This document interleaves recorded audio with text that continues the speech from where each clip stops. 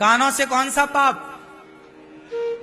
निंदा सुनना, संतों की निंदा सुन रहे हैं,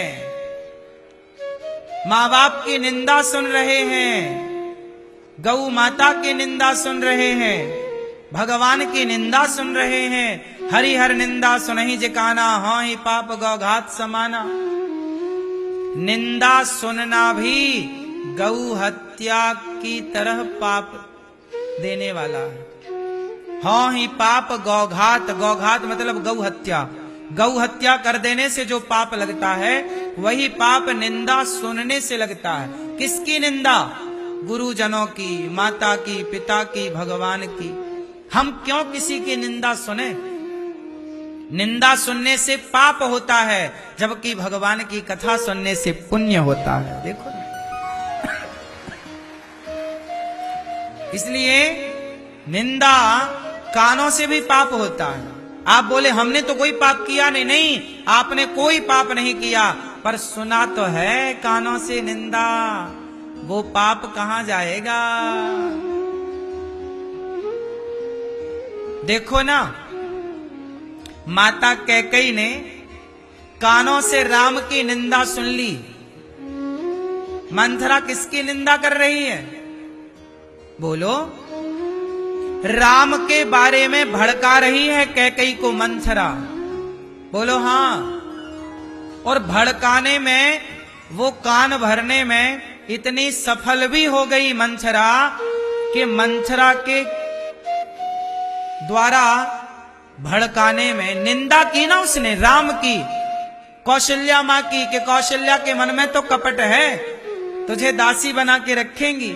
ऐसे ऐसे भड़का दिया मंथरा ने कैकेयी माता को कि राम की निंदा जब सुनी माता कैकेयी ने, तो जो भगवान की निंदा सुनता है, समाज उसका नाम लेना भी पसंद नहीं करता।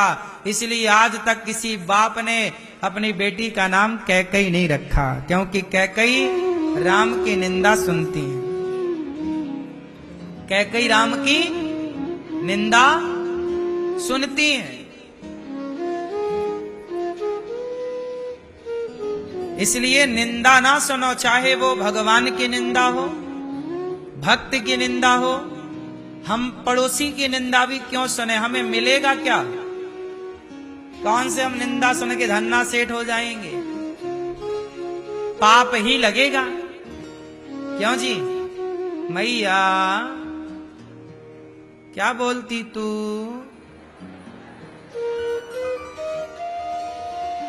पाप लगेगा कि नहीं? आप तो 2-2 घंटे सुनती हो पड़ोसन की बातें।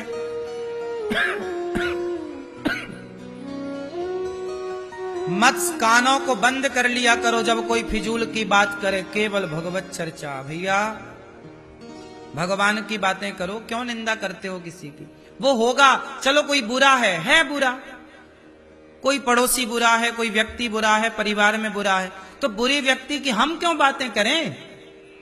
हम बातें बुरे व्यक्ति की करेंगे तो हमारे भीतर बुरे व्यक्ति के ही तो गुण आएंगे।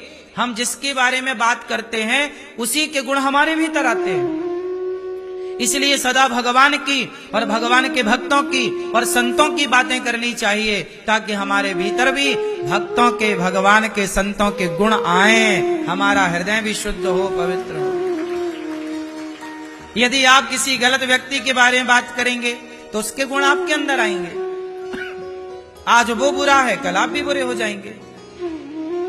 इसलिए कानों से भी पाप होता है, आंखों से भी पाप होता है, कानों से भी पाप होता है, और वाणी से भी पाप होता है। कहां से पाप होता है? बोलने से भी पाप होता है। क्यों मैया? बोलने से पाप होता है कि नहीं? क्या बोलना पाप है? हाँ बोलो, क्या बोलना पाप है? हाँ? भाई को भाई से लड़ा देना अपनी वाणी से, ये पाप है। पति को पत्नी से दूर कर देना भड़का करके, बोल करके, ये पाप है। किसी की बेटी के विवाह में विघ्न कर देना बोल करके लोग ना भड़का देते हैं, ये बहुत बड़ा पाप है। गाय का पता पूछ रहा है कसाई कि मेरी गाय गई है, बताओ किस तरफ गई है। तो आपने बोल कर कह दिया वहां खड़ी है, देखो वो चल रही है। आपका ये बोल देना भी पाप हो गया। कसाई जाएगा, गैया पकड़ेगा, काट देगा। बोलना भी पाप है साहब। इसलिए कहता हूं ज्यादा से ज्यादा चुप रहो, ज्यादा से ज्यादा चुप रहो। लोग कुछ भी बोलते हैं। बोलो यदि पहले तुम तौलो, फिर मुख को खोला करना। पुष्प नहीं बन सकते हो तो कांटे बनकर मत रहना। बोलने के पहले अपने शब्दों को तराजू में रखकर तौल लेना चाहिए कि मेरे शब्दों में वजन कितना है। सस्ते शब्दों का प्रयोग नहीं करना चाहिए, शब्दों से रिश्ते टूट जाते हैं। बोलो हाँ। इसलिए शब्दों में वाणी से भी पाप होता है। गलत बोलने से बचो, कुछ भी बोलने से बचो। हर जगह हर बात का जवाब ना दो। जगह जरूरी नहीं है कि आप बोलते ही रहें, उत्तर सबका क्यों देना है, ना दो। समय सबको उत्तर देता है, समय सबको, आप उत्तर ना दीजिए। जब तुझसे ना सुलझे तेरे उलझे हुए धंधे, तब भगवान के इंसाफ पे छोड़ दे ए बंदे। वही तेरी मुश्किल आसान करेगा, जो तू ना कर सका वो भगवान करेगा। छोड़ दो भगवान पर, चिंता क्यों करते हो, जवाब ना दो। ये दास अनिरुद्ध है ना, हम जवाब नहीं देते। कोई हमें गाली दे, कोई हमारे कुछ भी कहे, हम कभी प्रत्युत्तर नहीं देते। भैया कुछ भी आप कह रहे हो कह लो, हम क्यों जवाब दें। जवाब देने वाले भगवान है सबको, मैं क्यों जवाब दूं। रावण ने सीता मैया को चुराया। सीता मैया चाहती तो रावण को भस्म कर देती, नहीं कर सकती थी। जगत जननी है वो। हनुमान जी लंका गए, चाहते तो रावण को मार देते हनुमान जी। लेकिन हनुमान जी बोले, सीता मैया सोची कि जो काम राम है करने के लिए वो हम क्यों करें, थोड़ा इंतजार कर लो। सब्र का फल मीठा है। सीता मैया भी एक दृष्टि आंख उठाकर देख लेती तो भस्म हो जाता, श्राप दे देती जल जाता। क्या नहीं हो सकता था भाई। लेकिन जब राम को करना है तो हम क्यों करें, हम अपना काम करें। भगवान ने हमें समाज की सेवा के लिए भेजा है। भगवान ने हमें संसार में समाज की सेवा के लिए भेजा है। दंड देने का काम अनिरुद्धाचार्य का नहीं है। आप गलत करो, सही करो, फल भगवान देंगे। मैं केवल आपकी सेवा कर सकता हूं, मैं आपको दंड देने का अधिकार नहीं रखता। दंड देने का अधिकार ईश्वर के पास है। इसलिए मैं किसी को थप्पड़ क्यों मारूं, मैं किसी को गाली क्यों दूं, मैं किसी को रे बे कह के क्यों पुकारूं, मैं क्यों अपने शब्दों से किसी का दिल दुखाऊं। मैं तो सदा आपका भला सोचूं, आपकी सेवा करूं। आप बताओ, वृंदावन आते हो आप लोग, कोई 2 दिन के लिए आता है, कोई 7 दिन के लिए आता है, कोई 5 दिन के लिए आता है, कोई 10 दिन के लिए आता है। आप लोग आते हो फिर चले जाते हो। आप 2-4 दिन के लिए ही तो आए हो, 7 दिन के लिए तो आए हो। अब मैं आपसे लड़ूं क्यों। मुझे पता है कि आप आए हो चले जाओगे, तो मैं आपसे अच्छे से बात करूं, प्रेम से बात करूं। 2-4 दिन के लिए तो आप आए ही हैं, मैं आपसे लड़ूं क्यों, लड़के पाऊंगा क्या। ऐसे ही संसार का नियम है। कि संसार में व्यक्ति कम दिनों के लिए आया है। हम सब 100 वर्ष के लिए आए हैं, ज्यादा से ज्यादा 100 वर्ष तो कोई जी ना पाएगा। 80 मान लो, 90 मान लो, हम सबकी यात्रा 80-90 साल की है लगभग। बात सही है कि गलत है? आप कितने साल जियोगी मैया? मैया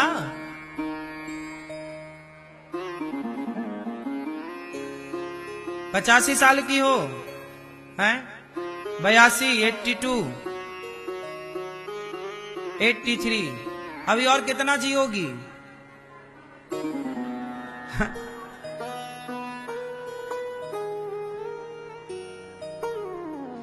ऐसे ही है जीवन। ये मैया 80 साल की हो गई, अब और जोर लगाएंगी तो 20 साल और जी लेंगी।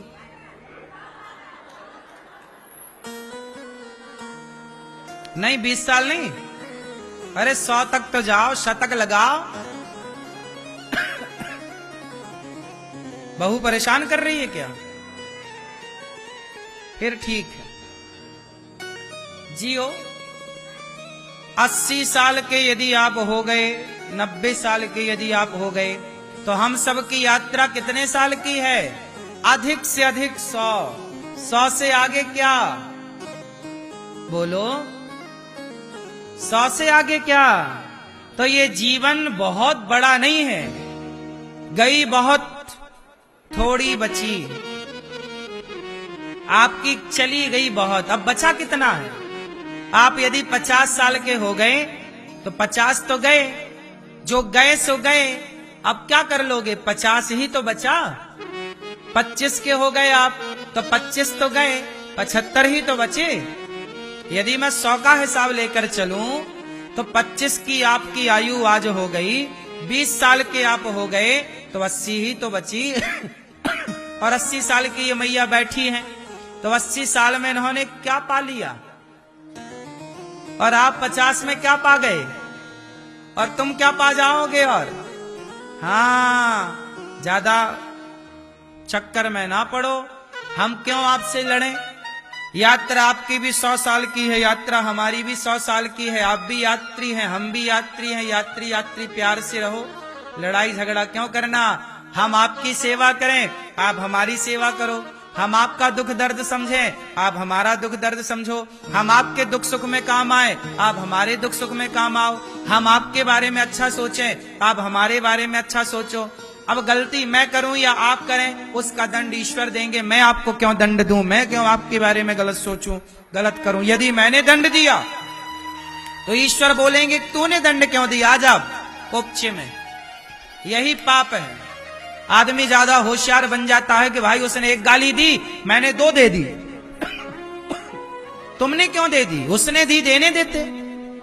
उसने थप्पड़ मारा, मारने देते। भाई कोई आतंकवादी हो, कोई राष्ट्रद्रोही हो, कोई देश की सीमा पर हमारे भारत पर आक्रमण करने दूसरे देश की सेना आए, तब तो हम लड़ें और मरें और मारें। तब तो लड़ना धर्म हो जाता है। भाई देश के लिए लड़ना क्या है? धर्म है, लड़ो। देश के लिए मरना धर्म है, देश के लिए मारना धर्म है। तब तो सही है। लेकिन फिजूल में आपस में क्यों लड़ना? यदि हम आपस में लड़ बैठेंगे तो देश को कौन संभालेगा? कोई भी बाहर वाला अपने घर से हमें निकालेगा। दीवानों जरा होश करो, मेरे देश प्रेमियों, आपस में प्रेम करो, देश प्रेम करो। इसलिए आपस में लड़ने से कुछ ना पाओगे। न्याय ईश्वर के हाथ में है, आपके हाथ में है। आप समझा सकते हैं किसी को, ए भैया ये गलत कर रहे हो, ए भैया ये काम गलत है, ये मत करो। आपको अधिकार नहीं है दंड देने का। इसलिए कहता हूं, वाणी को बड़ी सॉफ्ट रखो, वाणी से दंड ना दो किसी को। आंखों को बड़ी सॉफ्ट रखो, आंखों को झुका के रखो, सबको ना ताका करो। स्त्रियों के चरणों को देखा करो, स्त्रियों के मुखमंडल को ना देखा करो। लक्ष्मण जी ने माता सीता के मुख को कभी नहीं देखा। लक्ष्मण जी ने माता सीता के सदा चरणों को देखा है, पराई नारी को हम क्यों देखें। जब नजर झुका के बात करने से गुजारा हो रहा है तो नजर उठा के क्या पाएंगे, मन का भटकाव होगा। इसलिए नजर झुका के रखो। नारियों के पांव में होता है माहौर। क्या लगाती है माताएं लाल लाल पांव में? माहौर बोलते ना आप लोग, हाँ या ना? मेहंदी माहौर पांव में, मेहंदी माहौर दोनों लाल होते हैं। स्त्री के चरण लाल होते हैं और स्त्री की आंखों में लगाया जाता है काजल। काजल काली होती है। यदि हम किसी स्त्री की आंखों को देखें तो उसके आंखों में काजल है, कालिख है, वो कालिख हमारे भीतर आ सकती है। इसलिए चरणों को देखा करो, क्योंकि चरण लाल है। और लाली तेरे लाल की जित देखूं तित लाल। लाली देखन मैं गई तो मैं भी हो गई। जब लाल लाल चरणों को देखोगे तो आपको उन चरणों में अपनी मां का दर्शन होगा कि ये मेरी मां के चरण हैं। दुर्गा का दर्शन होगा। राधा रानी के चरणों को देखो। जब भी आप दुर्गा जी को देखते हो ना, मां भगवती सीता को, मां भगवती राधा रानी के चरणों को, मां के चरणों को ही देखा जाता है। पता है आपको? मां के चरणों को देखो, मां के चरण भी लाल लाल हैं और स्त्रियों के चरण भी लाल। तो जब भी स्त्रियों के चरण देखो तो आप यही भाव रखो कि ये मेरी राधा रानी के चरण हैं, ये मेरी सीता मां के चरण हैं, ये भगवती दुर्गा के चरणों में मां है। मतलब मां के रूप में देखो। आंखों की तरफ ना जाना, खतरा है वहां। क्यों? आंखों की तरफ जाओगे तो 2 और 2 4 हो जाएगा। 4 हो गया तो फिर प्यार हो जाएगा, और प्यार हो गया तो फिर जीना हराम हो जाएगा। इसलिए पर नारी पैनी छुरी 3 तरफ से खाए, धन हरे यौवन हरे और घोर नरक ले जाए। पर नारी के चरण ही देखो। चरणों से ऊपर दृष्टि डालोगे तो फंसोगे लाला, ज्यादा होशियार ना बनो। पर आजकल के छोरा को कौन समझाए? वो तो गाना गाता है, ताकते रहते तुझको सांझ सवेरे, तेरे मस्त मस्त 2 नैन। नहीं पता चल रहा उसको कि नैनों से वो मार डालेगी तुझे। स्त्री तलवार से नहीं मारती, स्त्री लाठी और डंडे से नहीं मारती। किसी को देख ले तो आदमी मर जाए। सही है?